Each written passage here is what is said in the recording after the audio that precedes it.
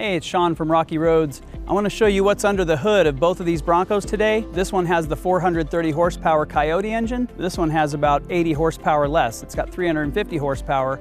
This one is a traditional style engine, but it's a 331 stroker, so it's got aluminum heads, high performance alternator, fuel injection, electronic ignition, air conditioning. It's got the Hydro Boost system on it. We use a stock battery.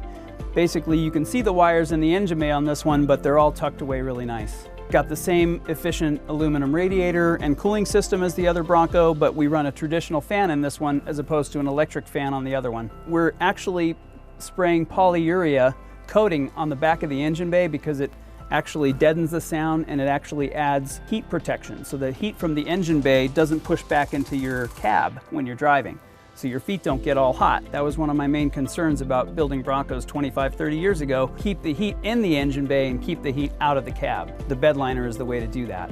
And this is the Legend Series Bronco. This one's got the 430 horsepower Gen 2 Coyote engine in it. We hide all the wires so you don't see hardly any wires throughout the entire engine bay. You don't see the air conditioning lines. You don't see any of the stuff for the cooling system, the fuel system.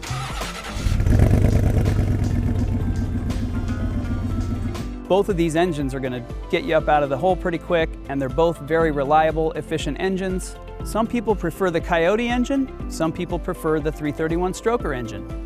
Both of these engines have plenty of power. You're not going to be short on power, no matter which one you choose. Both of these Broncos, backed up with a 4-speed automatic transmission, they're going to do about 15 miles per gallon average on the highway, maybe a little less in the city, but you're going to have a lot of fun getting those miles on your car.